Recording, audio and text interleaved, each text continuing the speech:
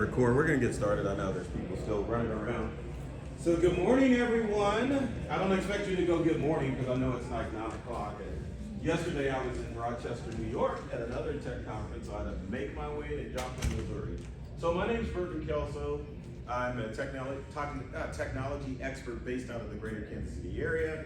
I've owned a small company by the name of Integral for the past 29 years. So I got into technology right when it got popular in the consumer space. More facts about me, because I love telling stories and sharing information about myself. I've been in media probably for the past 10 years. I've been featured on the Fox affiliate out of Kansas City. I should say all of the stations in the greater Kansas City area. I've been on TV in Springfield, on Ozarks AM. I've been on CBS. I've been on Talk TV, which is a station out of London. So I guess you could say I'm international, but I don't throw that point out there. But my passion is helping people out. I just happen to know a little bit about, just a tad bit about technology. And I love sharing information about technology to help people get more out of their lives when it comes to the technology they deal with. Because show of hands, technology is not easy and it changes all the time, correct? No one's gonna raise their hand, I know. Yeah, I was gonna say, come on now. I even struggle with technology sometimes. And so don't feel bad about technology because it's constantly changing and it's hard to keep up with all of the latest and greatest stuff on there. I'll tell you a little secret. So when I was on CBS last time, it was the day Apple did their release of like all of their new iOS 16 and what's the new iPhone 14 and the new Apple Watch and all this other stuff. So I had to cheat because they when the media calls, you just say yes and then you figure out the rest later. So they're like, yeah, we need you to talk about the new and exciting products for Apple. And I'm like, okay, that's great. So I immediately got on the internet and started Googling because other publications had posted what they wanted to say about the new Apple products. And I had to find the live stream for Apple when they were talking about what the latest features were. And I was struggling for a good 10 minutes before I finally found the live stream on YouTube. And so then I watched it and I went on CBS, and you can go to my YouTube channel, Burton Kelso. So I kind of sound like I know what I'm talking about. But behind the scenes, I'm sweating because I'm like, I don't know anything about what Apple is releasing. So it was great. So anyway, we're here to talk about how to protect your social media accounts from hackers. And I like to make my presentations fun. I suck with the clicker, so if I struggle, please do not criticize me. So I love sharing tech tips. So this is like social media unrelated, but let's talk about QR codes. How many of you have LinkedIn on your phone? Like the app. Did you know LinkedIn had QR codes? I'm not asking you to scan mine. I'm just showing you what it would actually look like. So those of you who have LinkedIn on your phones, take them out. I'll show you how to get access to your QR code. And at conferences like this, it is an excellent idea to connect with people. No internet access. Don't you have your... There's a Wi-Fi here. Is it the Wi-Fi? I like how you're trying to shoot me down like, I can't, what are you talking about? I can't get access to the internet. That's what you're supposed to say, well, let me tell you how. Oh, well, someone did. Someone beat me to the punch. So how many of you have LinkedIn open on your phones? Okay, so when you're in the main LinkedIn screen, go at the very top where it says search. When you click on search, there's a QR code that's going to be on the right-hand side of the screen. Click on it, and it's going to display your LinkedIn QR code.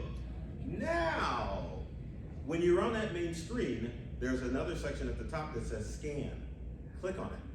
What it will do is it'll allow LinkedIn to access your smartphone's camera, and then you can use your camera to scan a QR code. So it's like double duty. You can either display a LinkedIn QR code, or you can scan one. Are you struggling over here? I'm gonna help. I'm here to help you.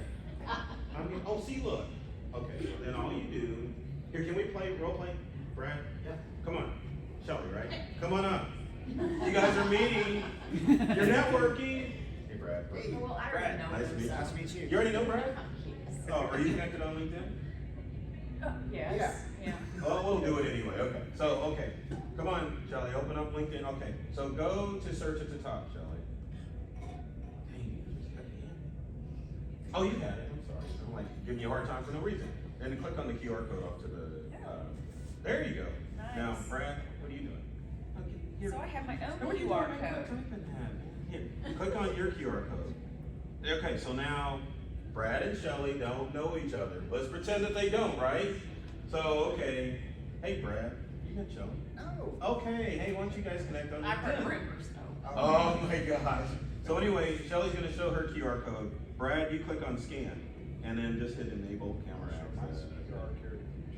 Yeah, exactly. You know, it's well, here, maybe her.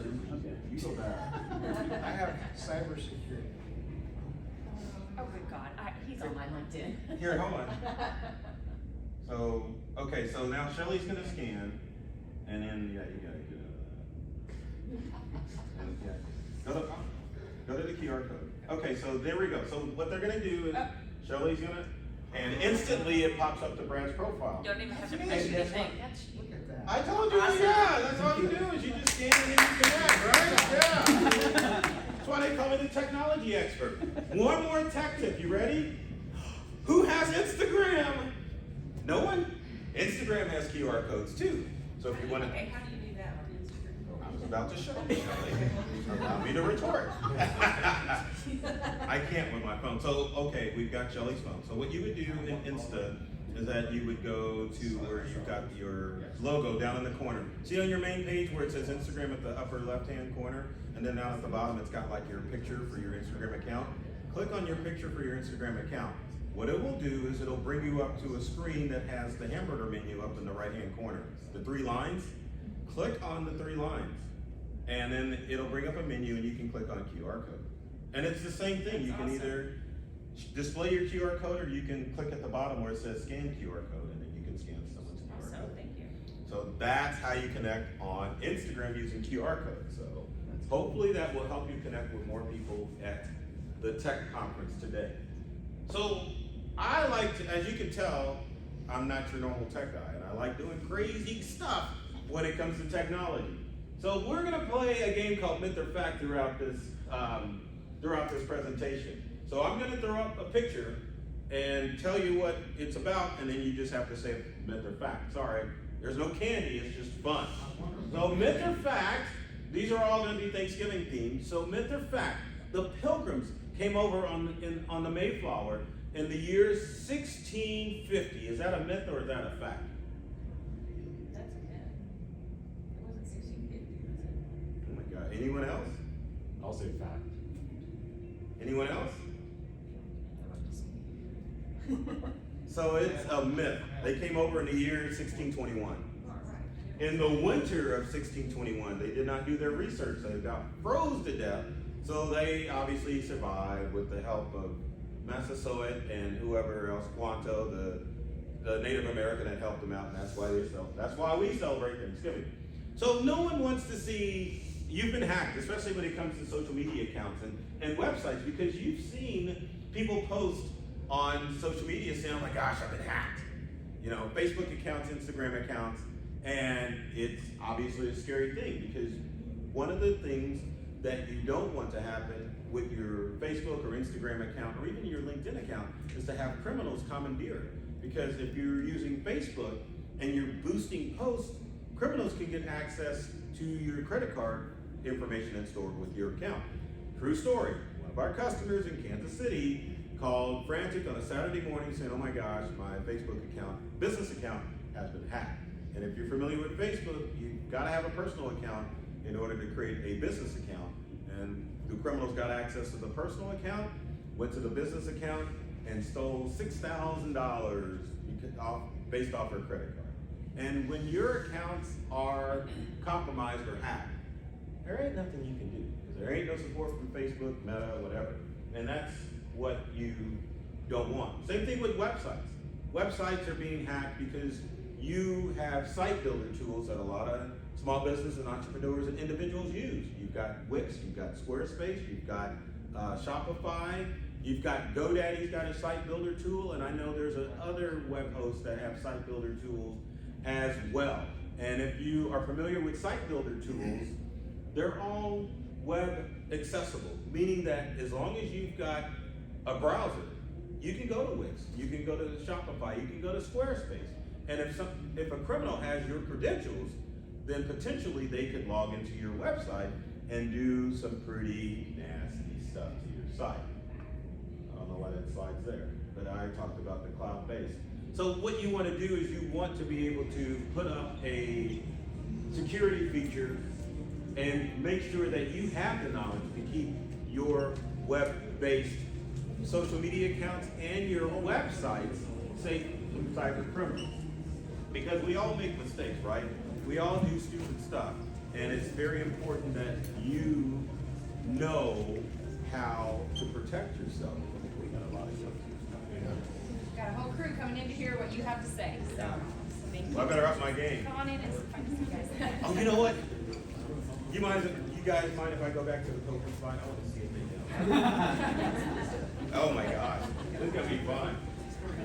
All right, all right. So sorry. You're so good. This is gonna be interesting now. Yeah, the experts are here now. Yeah, the experts. So you're gonna be pointing me out. No, dude, you're wrong. Okay, young students that came in, how are you folks, ladies and gentlemen, doing? Good. Good, great. Now you're like, I don't want to be here.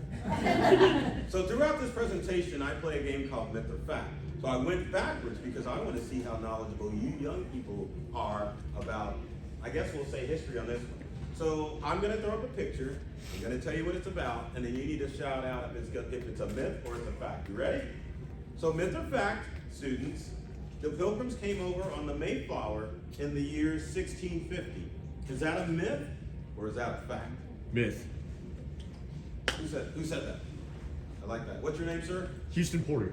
All right, I like that. Anyone else care to yell out? Don't worry, if you get it wrong, you're not going to get chastised. Myth, fact, myth? Anyone else? I'm going to walk up to a student, so you guys better like start saying something. Everyone's like scared. I don't want to be wrong. Right? I know, it's a 50-50 chance. It's a myth. To educate you youngsters, the Pilgrims came over in the winter of 1621. So remember that. And because they came over in the winter and almost died and were saved by Native Americans, that's why we have Thanksgiving. So there you have it. And they probably didn't have turkey for Thanksgiving either. Probably had venison and some other stuff. So now you know. And like the old TV show G.I. Joe, they say knowing's half the battle. So when it comes to criminals getting access to your credentials to get into your social media accounts and your websites, it's through phishing. And phishing is the act of, anyone just shout it out. Getting a hold of your information? Who said that? Yes, you're absolutely right. And your name, young lady? Cheyenne. Cheyenne. I like Cheyenne. I have a niece by the name of Cheyenne, but it doesn't look like Cheyenne when they spell it out. It's like. But phishing attacks are the most prevalent form of cyber crime.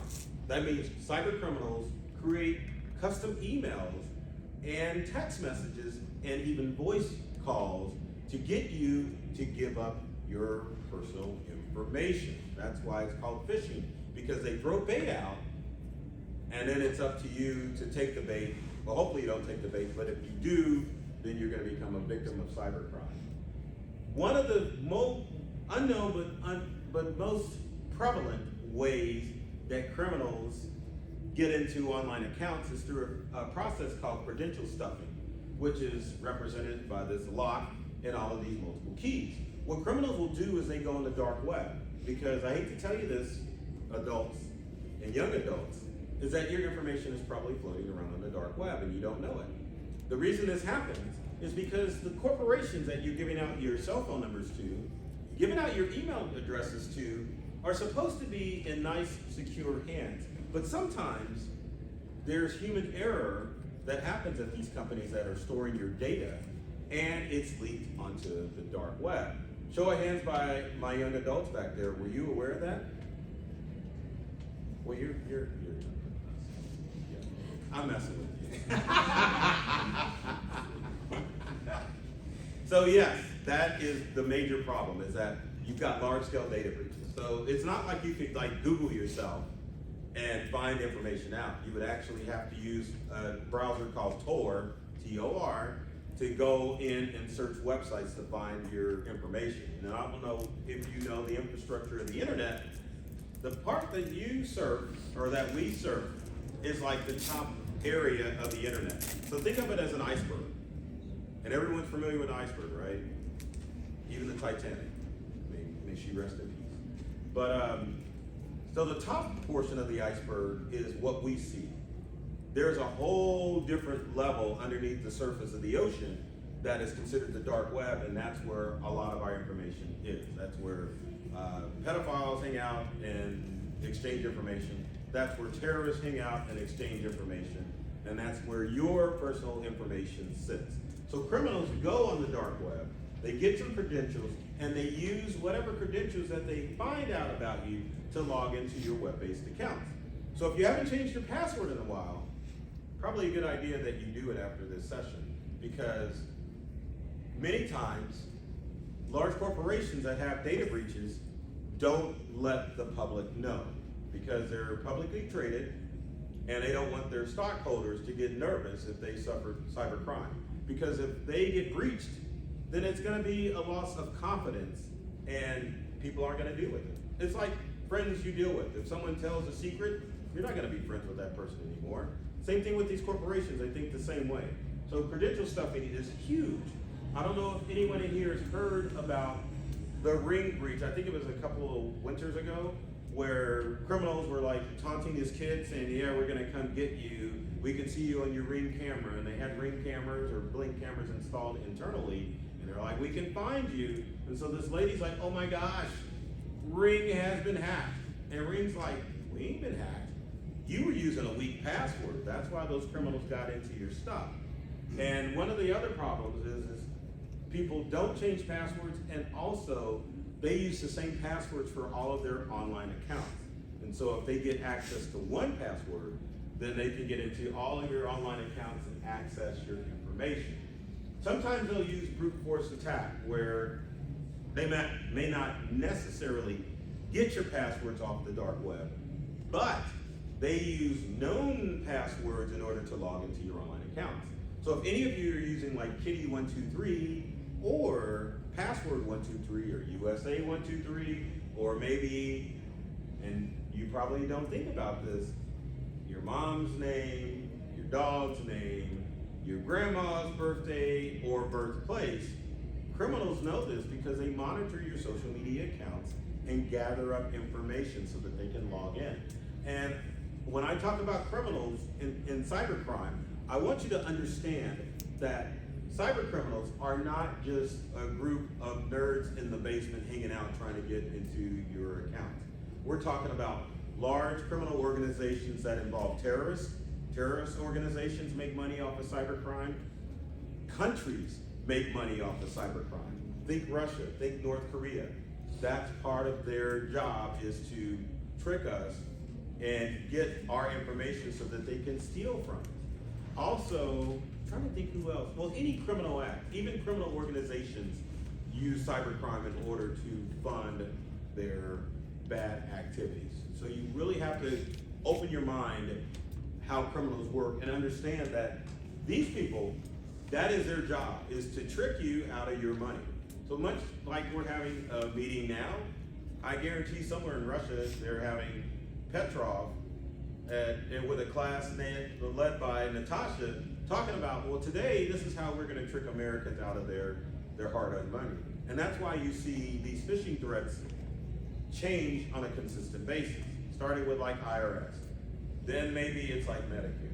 But as all of us change, the cyber threats change. So yes, if someone calls about Medicare, we're gonna know about it. But if someone calls about our car warranty, like maybe a year ago, you're like, maybe I need to get this information out. But it's constantly changing, and you always have to be vigilant about what's going on as far as crime is concerned. Also, if you're working publicly, there's a such thing called shoulder surfers who can access your credentials. If you've been at the store entering in your PIN number, or maybe you're working at the library or at Starbucks, there could be a crook behind you watching you enter in your passwords. And once they do, they can use that information to get access to your online accounts. Now, one of the things that you can do is, where's that Bible at? See if I want to lead to this. Well, we'll just go with that. So I want you to understand this as far as cybercrime is concerned. Maybe because I know I'm speaking at a church, so my presentation would be blessed. Now that I threw that out there, I'm probably going to get smoked for like, you see the Lord, name in vain. So if I get smoked, just gather my ashes up and take me to the lobby. But I want you to understand that more than 99% of cybercrime requires user interaction. Cybercrime, like Shawnee said in the main conference, is a human problem. Every device that you own, I don't care if it's an iPhone, or if it's an Android phone, or if it's a Windows computer, or even a Macintosh computer, they are, for the most part, safe from being hacked. If you get hacked or get compromised, it's because you clicked on a link in an email, or you gave out your information to somebody who should not have had that data. So it requires human interaction to get into your devices, and the same thing with your online accounts. If someone gets into your website, it's because they've got the credentials to log into your website. Or human error because you didn't secure the API, and which happened in Australia. I gotta tell this story real quick. So Australia is 10 years behind the rest of the world as far as cybercrime is concerned. So one of their big telecom companies about a month ago got hacked because somebody didn't securely design the website. So cybercriminals were able to create another administrator account to log in and steal millions of Australians' usernames, email, passwords, social security numbers, addresses. So they had everything that a criminal would need to be able to steal somebody's identity. And it was human error. So I always want you to think about that maybe 1% you've got viruses and bugs that are floating around the dark web that could get into your smartphones and other devices. But for the most part, it's human error. So remember that. And knowledge is the key. So that's why I'm here to tell you what you need to do in order to keep your account safe. So number one, get out of the habit of using passwords and start using passphrases. Passphrases are two unrelated words that create a password. Now the one that I'm about to throw out there, I don't want anyone to use because I've talked all over the country and I guarantee someone's using it. So the passphrase that I always use is stinky chicken. And you can throw like an exclamation point behind it, you can put numbers with it, but chickens do stink. But you know, no one's really thinking, well, someone's gonna use that as a password. Another one you don't want to use, and this is gonna go over the heads of a lot of people, is if you use the password purple dinosaur. Why would you not want to use that passphrase for a password? Think about it. Barney. There's one more for my Dino. That's what I was about to say. I was gonna say, think 1960s, the Stone Age family. But Dino. So you don't want to use like an animal who's a specific color as your passphrase. One of the things that you could use, let's go back a few slides. I think this got misplaced. That's why the Bible. Now, if you were to use biblical verses, you wouldn't want to use John 3:16 as a passphrase because everyone and their mother, including, isn't it Stone Cold Steve Austin? Yeah, says it.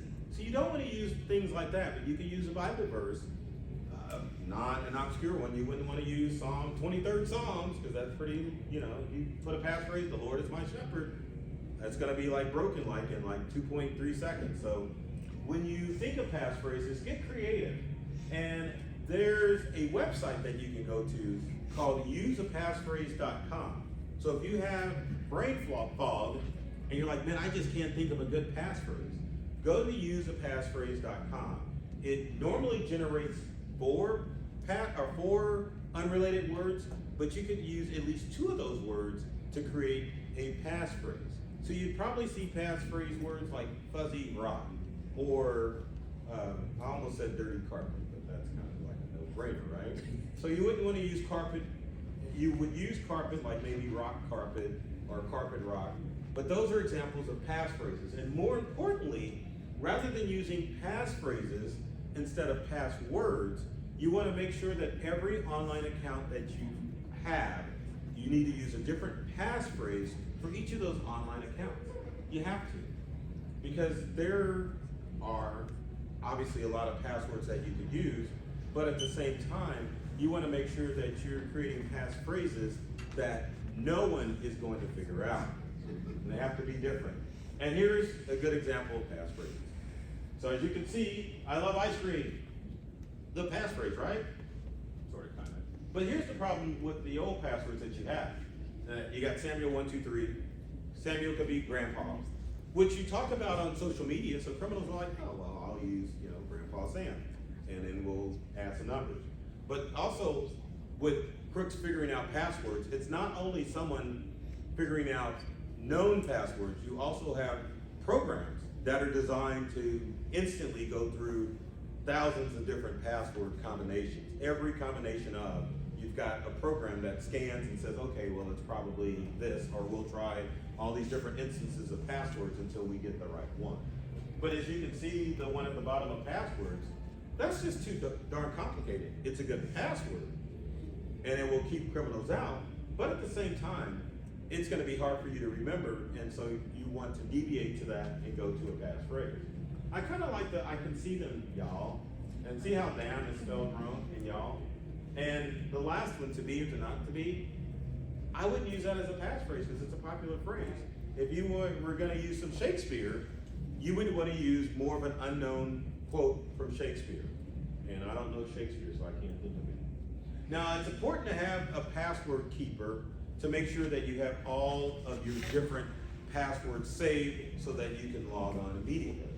Now, there's password programs out there like LastPass, which was hacked recently. I was gonna ask, is that something we should even do? Hold on, I'm getting All there. right. But when LastPass was hacked, they didn't get into where everyone's passwords were stored. They stole the code source so that they could figure out how LastPass functions.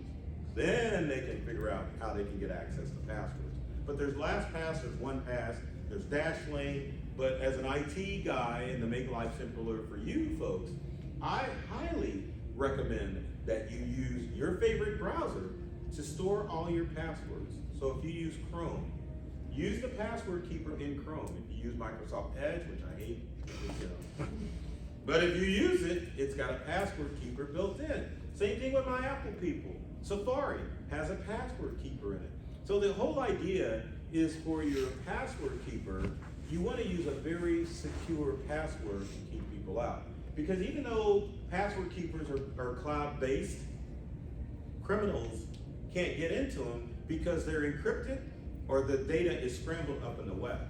So the only way to get in to see your passwords is to get access to your account. But if someone broke into like Google or broke into like LastPass, they're just gonna see gibberish. But that's why it's important to create a secure password for your password keeper, whether you use browser-based or even if you use LastPass or one of the programs that I recommend. But browser-based, in my opinion, is the best. So again, doesn't matter if you use Chrome, Brave, Safari, if it pops up and says, hey, do you want to save your password in your browser? Say yes. And another reason why you want to use a password keeper is because your password keeper will notify you if your password has been leaked onto the dark web. How awesome is that? No one thought of it. Yeah. But it seems like a pain in the butt to have different passwords, but you want your passwords to, at least your password keeper to alert you if your password's floating on the dark web. Because if someone gets your password, then they've got the keys to the kingdom. They're able to do whatever they want to any of your online accounts. I keep just throwing slides in. And I'll say this, but that's why it's important for websites and social media, because they're all on the web. That means if you've got a Squarespace account, Wix account, even your Facebook, Twitter, Instagram, Snapchat account is all web accessible. And I don't know if any of you realize this. You know Instagram, Snap, TikTok are accessible by your smartphones, correct? We all know that. But did you know you can also access them from a browser now? Yes. Come on, I didn't know that until like a month ago. But yeah, TikTok used to be only smartphone accessible. But you can go to TikTok and now you can post your tics from a computer, from a Windows or Mac computer. Same thing with Snapchat. Snapchat only used to be smartphone accessible, but now you can just get on the browser and get to it. So criminals don't necessarily have to get into the app to get access to your social media accounts. They can just go to any browser and access your stuff and have, and take over. So number 2 is to use two-factor or two-step authentication for all of your online accounts. That basically means that you set your online account where if someone says, hey, or actually gets into your account, it's gonna come up with an alert that says, is this you in Islamabad trying to get into your Snapchat account? And obviously if you're in Joplin, Missouri or somewhere in the Missouri area, it's like, well, why is it throwing that number up? Well, it's because some criminal has gotten your data off of the dark web and they're trying to log in. So the two-factor comes in by sending you either an email or a text alert to your phone verifying that you are who you say you are. And that's why it's important for whatever online account you have, social media, website, whatever, make sure that you set up two-step or two-factor authentication because it's another barrier in order to prevent criminals from accessing your stuff. True story, I was about to go on the news, one of the national news stations. So they have you log in like 10 minutes before you go on air. So I'm sitting there, read email, and an email comes up from my Sony PlayStation account that says, hey, is this you trying to log in from Detroit, Michigan? And I'm like, I haven't tried to log into my PlayStation account for months. It's already set up to log in. So I knew it wasn't me. So I told the email, no, this is not me. And then I went about my merry way, changed my password, and then I was good to go. But I mean, that's why you want the two-factor authentication on every account. Now, sometimes like if you bank, they make you set up two-factor authentication, but sites like Meta, meaning Facebook and Instagram, LinkedIn, they really don't care. I mean, you can set it up, but they don't actually make you set it up. So make sure that you're setting up two-factor authentication. Okay, myth or fact time. I live for this. All right, myth or fact. Oh, I love this one. So myth or fact, Baby Yoda's real name is William. Is that a myth or is that a fact? Everyone said that's kind of, yeah. So yeah, it's a myth. I was gonna try to drag it out, but I'm like, you're fine. So what is Baby Yoda's real name? Oh my gosh, we got some Star Wars fans in here. Or Mandalorian fans in here. All right. Okay, moving on. Use login alerts. So on your smartphone, you can put up alerts whenever someone logs into your account. Now, normally as a tech guy, I am not the person that says turn on alerts. Because for me, smart devices are, and technology in general, is addicting. How many believe that? Yes or no? I knew one in the back was, oh my gosh, we got some young adults out there that agree. Technology is addicting, it really is. And so one of the ways to cure that addiction is to turn off alerts on your smartphone. Because if your alerts are constantly buzzing or dinging in your pocket, you're gonna automatically pull out your smartphone and take a look at it. But when it comes to protecting your websites and protecting your social media accounts, you need to make sure that you turn on login alerts to make sure you're the one that's actually logging in. Because again, you don't know when your information has been leaked onto the dark web. I forget how often data breaches occur with large corporations, but normally you don't find out until weeks or even months later that a company was breached.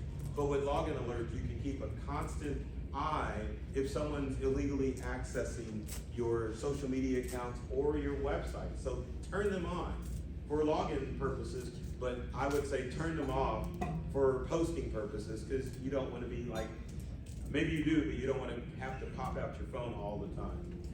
So, number 4, we get to play a little exercise. You want to find out what, I like how I'm going to spell that. Yeah, what information is floating on the dark web. Ignore that. Yeah, human error, yeah. So there's an awesome website. Has everyone heard Have I Been Pwned? We're going to play a game. So there's a website called Have I Been Pwned that allows you to find out if your information has been leaked on the dark web. Not only your information, but what pwned is supposed to be pwned. No, the one before. What? I'm not going back to that mistake slide. I know, but I'm trying to figure out what you're talking about. What? Yeah, find out your information's on the dark web. Yeah, I know it was like, I was up late when I was doing that. So there's a website called HaveIBeenPwned.com, and the way to spell it is, forget this, just type in www.haveibeenpwned.com. No question mark. So anyone gonna go to that website? don't be scared. You wanna know. You wanna know. Open your favorite browser. Go to haveibeenpwned.com. Let's see if I can, real quick.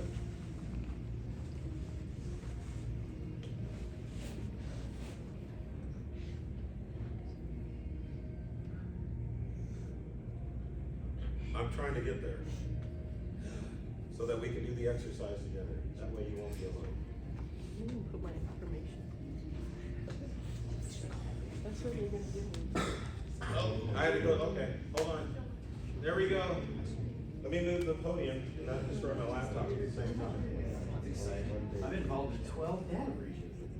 Oh my gosh, you've already done it. So the way the website works, once I find my clicker, the way the website works is that you can enter in your email, work or personal, or you can enter in your phone number.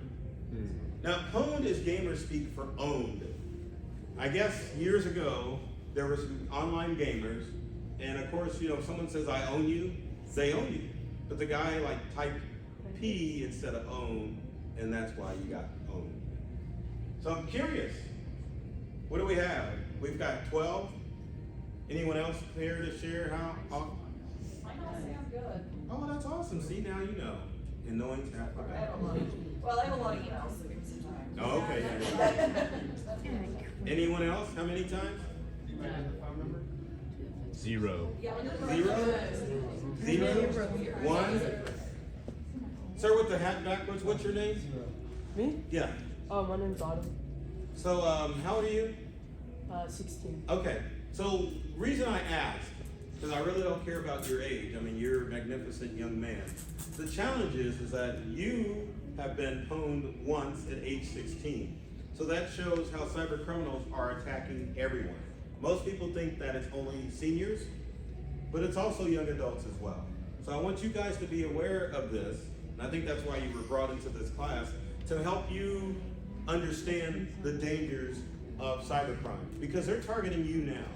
You're the up and coming generation. Criminals, Yeah, my 16-year-old has some. oh really? Yeah. See, they're grooming you and wanting you to be consumers for life, but at the same time, one of the scary things about being young and having cyber criminals access your information, what happens if they get a hold of your social security numbers? What do you think would happen? Anyone in the back? We are in trouble. Still my identity. Steal your identity. You nailed it. Steal your identity. File tax returns in your name. Get credit cards in your name. So by the time you're going off to college or even in high school and you try to apply for credit, they're gonna say, yeah, your credit sucks because you've got this amount in debt.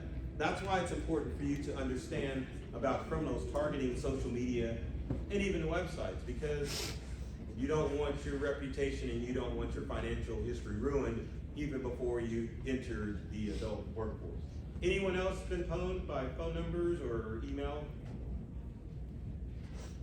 Okay, how many? 2. Wow. And you? 2 as well? Curious, what email, the trio, what emails are you using? It's my secondary email. Is it a Gmail account? Yes. Okay. And you, was yours Gmail as well? Yeah, Okay, I got you. And I'm assuming so what data breach was the email leaked in? That's the next I question. don't Does it say? know. If you scroll down. Yeah, it does. If you scroll down, it tells you. Thank you. Were you pwned? Well, I've heard of this website before.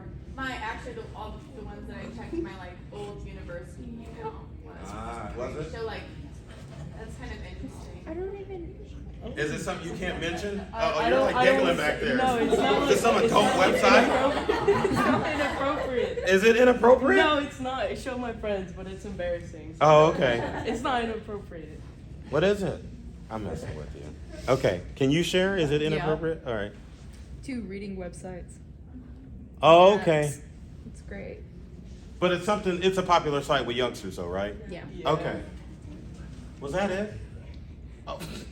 Mine was. That's nothing to be embarrassed about. It's I'll kind share of mine, which is pretty interesting. If anyone's heard of the website Shein, probably lots of young women buying clothes Shein. from them. That was mine. Oh my So, goodness. You're spending money on there. So, as you can see, these companies And here's the deal. Did you realize that these companies have been breached at all? No. You get no email saying, hey, we've been breached, no, whatever. And that's the way it works. You give your information to these companies, they get breached, they don't tell you. So now what you need to do if you've been pwned is to go and change whatever password that you're using for that email account. So for your Gmail accounts, you need to go change the passwords, which, raise your hand if you have. Have you changed your Gmail password lately?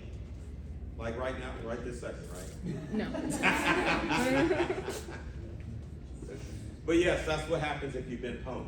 Now let's talk about phone numbers. Has anyone entered their phone number in to see how much? How many times? Oh, really? Really? What, It like, says 3, but it's got some. Oh, okay, I got you. So the challenging thing about the phone number is that once your phone number is out there, then criminals can use it to spoof call other people. So have you ever gotten a phone call where someone says, hey, quit calling me? It's because a criminal has got access to your cell phone number and they're using it to call other people. The more dangerous aspect of giving out your cell phone number is the fact that criminals can take access of your phone number, call your provider like AT&T, Verizon, or T-Mobile, say, hey, I got a new phone. I want to transfer from this old phone to this new phone. And then they take over your account. Not only do they get your phone number and you get no more phone calls, you also have the problem of they can start racking up stuff on your account, like the latest iPhone that has come out or the latest Android phone that has come out. So it's very important when it comes to your phone numbers that you don't share them with anyone other than family and close friends. What you want to do is that you want to set up or use WhatsApp as your main public number, or you can use Google Voice as your main public number, and that way it keeps your smartphone number safe and secure. Because you don't want criminals to get access to it. Yes? That's not very, owning a small business, that's not very, you're not able to really do that. Not Yes, you giving can. your I business do phone it. number away. What'd you say? Not giving your business phone number. Well, if your business number, well, the problem is if you give out your mobile number is your business number, then that becomes a big problem because it puts you at larger risk for someone stealing your business number. So what we use for my IT business is that we have Vonage. So we give out the Vonage number, and then when calls come in, it'll pop up and say, hey, this call's coming from Vonage, and then that way we know that someone is calling for the business. I rarely give out my cell phone number, and it's like maybe every 6 months I'll get a spam text message or a marketing call from spam. So I hate telling you this, and I understand. No, I'm glad you did, because I will look into that now. I So- get spam calls. some people might not be aware of the service that WhatsApp offers, is they like give you an alternative phone number, 10-digit number, Right. that you can give out, and then you can answer phones from your same cell phone, but people don't have your personal phone number. It's like a redirect, basically. It is a Yeah, redirect. Yeah, It so is. that, and then you can kind of, it's nice if you have a lot of business going on, because you can shut off. Yeah, you can. And still You get can personal disconnect. phone calls. So I'm assuming you Which do is this. well, I have for areas of life, like when I was in school, I would only communicate with certain groups through WhatsApp. For instance, my team members, Right. and I would turn notifications for my team off when I wasn't involved in track-related things, just so I could focus on family for the Yeah, so- holidays or whatever it is. Yeah, so Shelly, you could, if you had got WhatsApp or got Google Voice, you're still using your cell phone or your smartphone. It just downloads the app onto your smartphone, and then when calls come in, they're constantly running in the background of your smartphone. So if you gave someone your WhatsApp number, then when they came in through the WhatsApp phone number, then it would pop up on your phone, and then you could answer it. And then when you make outgoing calls, you would open up WhatsApp or Google Voice and make an outgoing call, and it'll show the caller ID of your WhatsApp or Google Voice number. So, yes, sir. Who owns WhatsApp? Matt. And then the other giant owns Google Voice, right? Makes perfect sense. But you could, if you wanted to pay, there's a service called Ooma that you could use, that they have an app. You could use Ring Central, But you know, this is more for business users that I want a business number. But again, it protects your number because criminals look and they can tell which provider your number is with. So once they get your number and like some more personal details about you, then they can make that call to Verizon, I almost said Sprint, Verizon, T-Mobile, or AT&T and say, hey, I want to swap my number over to this new phone. So yeah, that's why. Did you have a question? Yeah, would it be wise to talk to your cell phone carrier and be like, if there's ever, someone contacting about a SIM swap or anything, to make sure that you're there, the physical person, before you actually have that? I think it depends. So the question is that can you contact your cell phone provider to make sure that you're in person to make sure this is not gonna happen, that someone's not gonna steal your smartphone number? I think it depends on the cell phone carrier and whoever you talk to, because we all know if you go into the store or call over the phone, it depends on how helpful the person is that wants to make sure that you're taken care of is. So I would definitely set up alerts and maybe set up like a PIN number for your account so that if criminals try to make changes to your account, you can have a PIN number that you have to give in order for changes to be made. So, I mean, you can check that, but each carrier is different, So kind of a question on two-factor authentication, and maybe too technical for us. You know, I know like a lot of websites offer it, right? Yeah. Can you force it? Like if my Verizon doesn't offer two-factor authentication, can I somehow force that? No, and I would say your mobile carrier, for the most part, they have the two-factor authentication built in, so it's no reason. But there's some site that doesn't do it, I can't. Yeah, force there's some websites that don't do it. Yeah. And the logic would be you wouldn't want to deal with any website that's not going to give you two-factor authentication. Because as you can see from our young adults back here, whatever Mango website that was breached. I mean, let's just call it what it is. It was breached. They were hacked, and you know, you've got 3 people who have Gmail accounts, and none of them were notified that yes, your information is out there on the dark web. That's why sites like Have I Been Pwned are important. And one of the other things I forgot to mention about Have I Been Pwned, you can also go to a section of the site where you can check out passwords to find out if your password is a popular password and if it's floating around on the dark web. So it's a very important website to use to, on occasion, to make sure that you haven't suffered any data breaches, because they're not gonna let you know that that information is floating around out there. So number 4, if I could go the right direction. So friend requests on social media. We want to friend everybody, right? I mean, at least I do on LinkedIn. I saw someone shaking their head back there going, heck no, I don't want to do that. And this is what it looks like to me. Anyone remember the old Orkin commercials with the cockroaches and the termites coming to the door, trying to get into the house?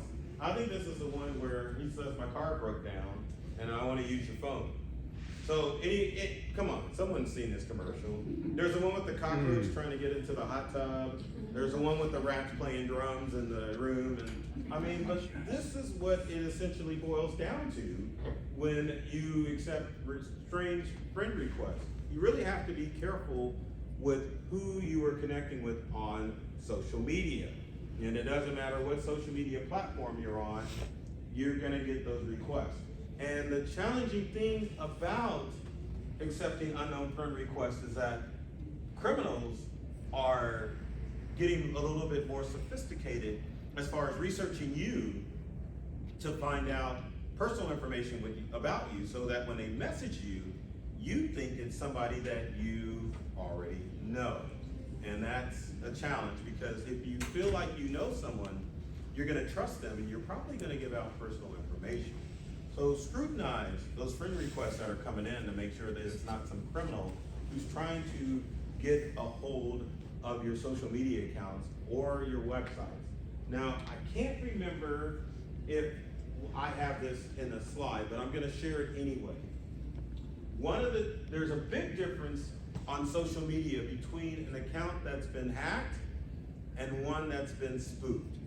Now, if an account has been spoofed or duplicated, you are really in no danger. What criminals are trying to do is that they copy the details of your social media account.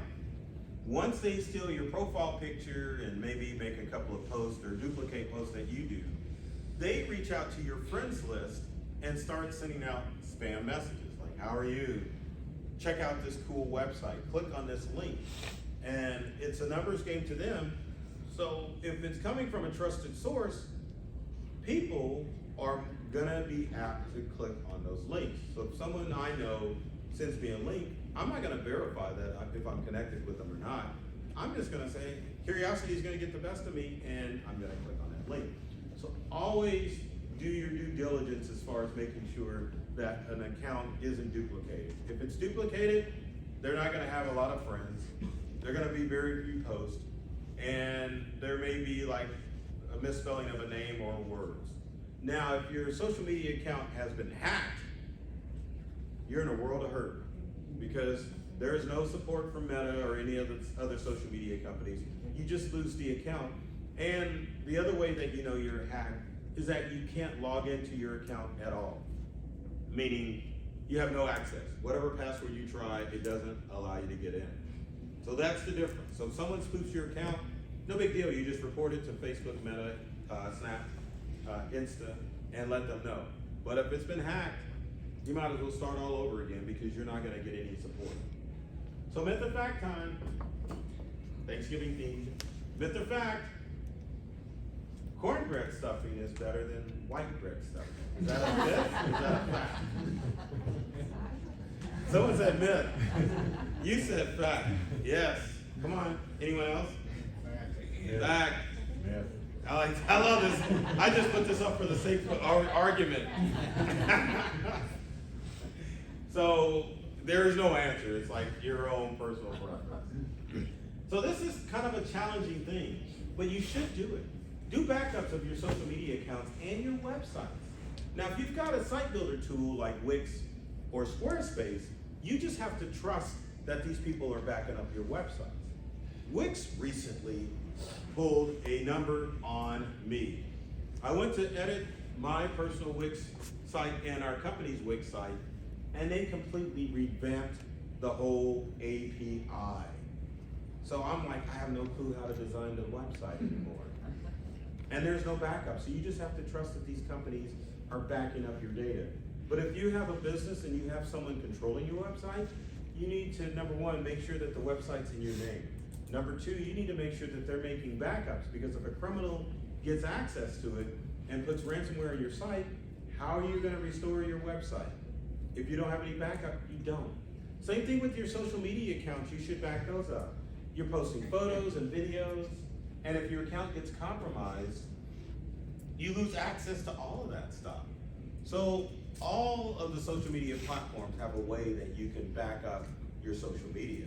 You just go into settings, and then there's a section that says backup. And it will take a while, especially if you've been on social media for a long period of time.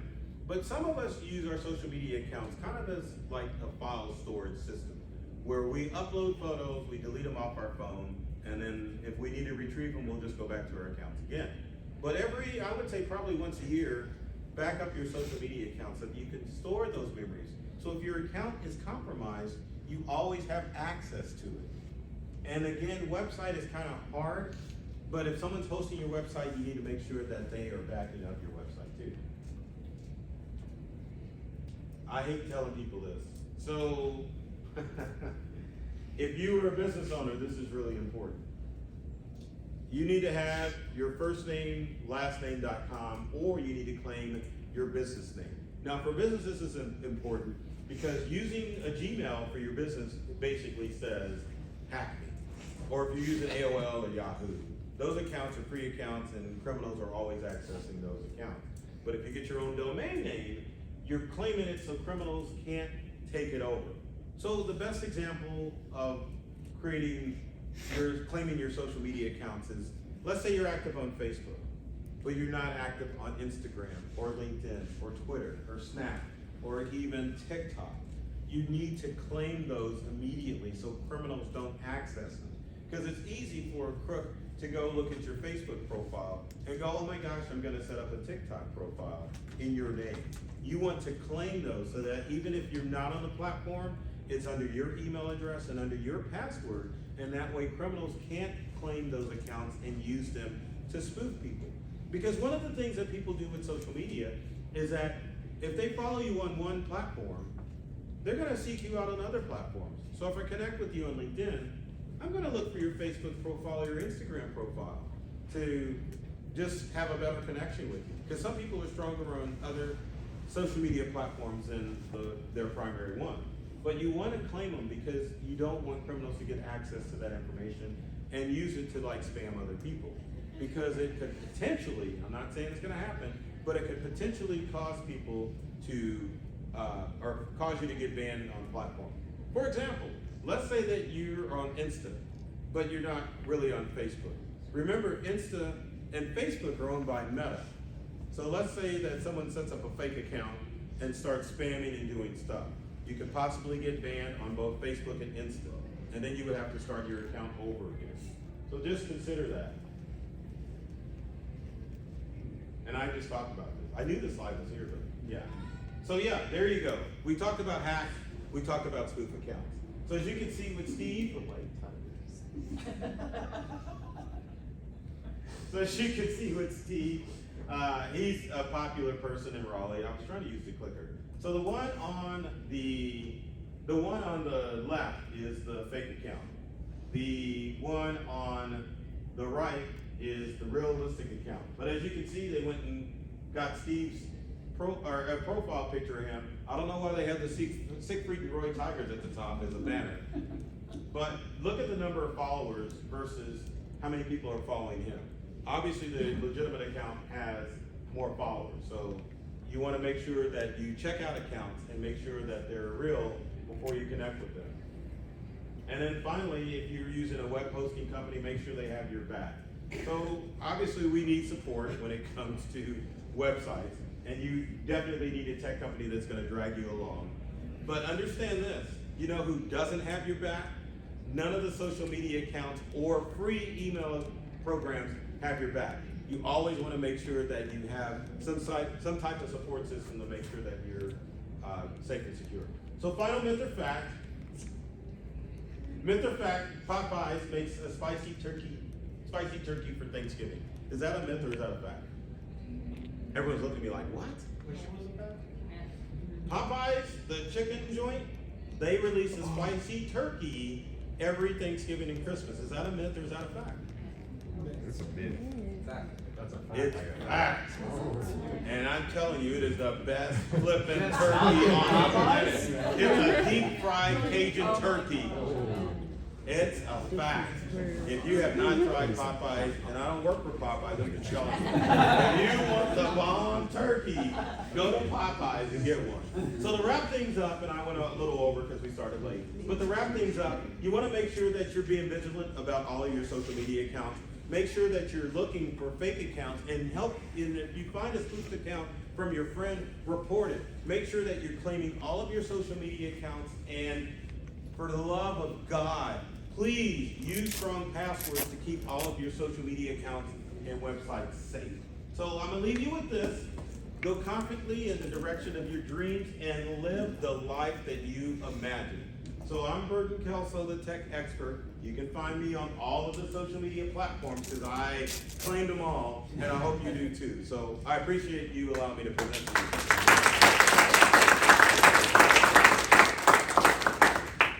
I can't believe no one knew about the Popeyes Cajun turkey. You've had it, right?